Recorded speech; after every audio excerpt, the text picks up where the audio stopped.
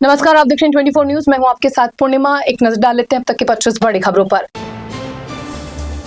शिंदे गुट के नेता संजय निरुपम का उद्धव ठाकरे पर तीखा हमला। कहा, नेताओं के असंतोष के कारण 2029 तक पार्टी हो जाएगी खत्म। कहा, उद्धव के नेतृत्व से तंग आकर लोग लगातार छोड़ रहे हैं पार्टी। महाराष्ट्र में ऑपरेशन टाइगर की चर्चा तेज। शिवसेना यूबीटी सांसद संजय राउत ने कहा, पार्टी के 9 सांसद उद्धव ठाकरे के साथ पार्टी जल्द ही ऑपरेशन वुल्फ करेगी शुरू और उनके निशाने पर होंगे शिंदे सेना के विधायक और सांसद। उद्धव ठाकरे ने शिवसेना यूबीटी सांसदों की बुलाई थी बैठक। कुल 9 सांसदों में से बैठक में पहुंचे सिर्फ 4 सांसद उद्धव ठाकरे की बैठक से गायब। दिल्ली में एकनाथ शिंदे के मंत्री संग दिखे संजय देशमुख। शिवसेना यूबीटी में टूट की अटकलें तेज। पुणे दानापुर अमृत भारत एक्सप्रेस का रेल मंत्री अश्विनी वैष्णव 17 जून को करेंगे उद्घाटन। नई साप्ताहिक ट्रेन सेवा शुरू होने से महाराष्ट्र और बिहार के यात्रियों को तेज, सुविधाजनक और किफायती यात्रा का विकल्प होगा उपलब्ध। जयपुर में खुद पर हुए हमले के बाद कॉकरोच जनता पार्टी के संस्थापक अभिजीत दिपके ने लगाया बड़ा आरोप। कहा, इस कायरतापूर्ण हमले के पीछे राष्ट्रीय स्वयंसेवक संघ के कुछ लोग थे शामिल। सरकार के खिलाफ बोलने पर होती हैं ऐसी घटनाएं। मुंबई में मानसून के मद्देनजर बीएमसी ने सड़क सीमेंटीकरण परियोजना पर लगाई अस्थायी रोक। अब तक 80.63% काम हो चुका है पूरा। बारिश के बाद अक्टूबर में फिर शुरू होगा काम। मुंबई की तटीय सुरक्षा को मिली नई ताकत। सागर रक्षक दल में 1246 नए स्वयंसेवक शामिल। अब ये नेटवर्क 3156 सदस्यों के साथ अपनी टीम का किया विस्तार। मुंबई महानगर क्षेत्र में बस सेवाओं को अधिक सुविधाजनक और किफायती बनाने के लिए राज्य सरकार ने उठाया बड़ा कदम। किराया और टाइम टेबल एकीकृत करने की जुलाई तक तैयार किया जाएगा खाका।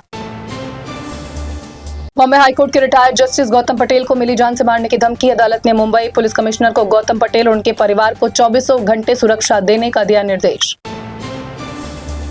महाराष्ट्र राज्य मार्ग परिवहन महामंडल ने यात्रियों को किराए में राहत न देने का किया फैसला। बस सेवाओं पर लागू 10% अतिरिक्त किराया वसूली की अवधि को 1 माह बढ़ाते हुए 15 जुलाई तक जारी रखने का लिया निर्णय। ठाणे जिले में 39 वर्षीय मुबीन खान को पत्नी आयशा बानो की हत्या के आरोप में किया गया गिरफ्तार। घरेलू विवाद के दौरान पत्नी ने के पेट पर मारी थी लात, जिससे उसकी बिगड़ गई हालत और अस्पताल में पत्नी ने तोड़ा दम। 21 जून को होने वाले नीट री एग्जाम के लिए एनटीए ने सुरक्षा का चक्रव्यूह किया तैयार। भारतीय वायुसेना के कार्गो विमान से नागपुर पहुंचे पेपर। नीट पेपर लीक के बाद सुरक्षा के कड़े इंतजाम।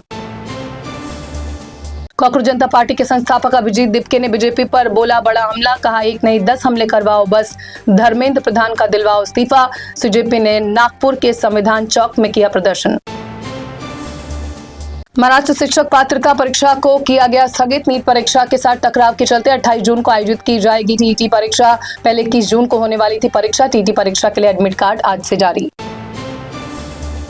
महाराष्ट्र कैबिनेट की बैठक में कई बड़े और अहम फैसलों पर लगी मुहर। 25,000 करोड़ की लागत से इलेक्ट्रॉनिक जनसंपर्क और आर्टिफिशियल इंटेलिजेंस विभाग की तरफ से रिमोट इलाकों में स्वयं चलित unmanned air vehicle, ground vehicle और अंडर वाटर व्हीकल का निर्माण किया जाएगा। रोजगार के बड़े अवसर पैदा होने का सरकार ने किया दावा। ऑपरेशन टाइगर को लेकर शिंदे गुट के नेता व मंत्री प्रताप सरनाई का बड़ा दावा। बोले, एकनाथ शिंदे की अगुवाई में 365 दिन चल रहा है ऑपरेशन टाइगर। हम बाला साहेब ठाकरे की विचारधारा को मानने वाले लोग, हमारे दरवाजे खुले हैं हमेशा। बिहार में लालू परिवार राबड़ी आवास नहीं करेगा खाली। पूर्व सीएम राबड़ी देवी ने भवन निर्माण विभाग को लिखा पत्र में लालू यादव के स्वास्थ्य कारणों का दिया गया हवाला। 14 जून थी आवास खाली करने की अंतिम तिथि। पश्चिम बंगाल के भवानीपुर में शुभेंदु अधिकारी की जीत को ममता की चुनौती। कोलकाता हाईकोर्ट में दायर की चुनाव याचिका। भवानीपुर सीट से 15,000 वोटों से मिली थी ममता बनर्जी को हार।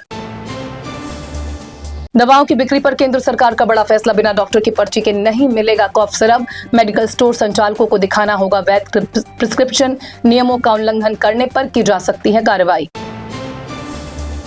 पश्चिम बंगाल के रानीगंज में तृणमूल के युवा नेता सौमित्र बनर्जी पर अंडों से हमला। पुलिस ने स्थिति को काबू में किया और सौमित्र को सुरक्षित पहुंचाया कोर्ट। सौमित्र पर बीजेपी कार्यकर्ताओं पर हमला करने का है आरोप।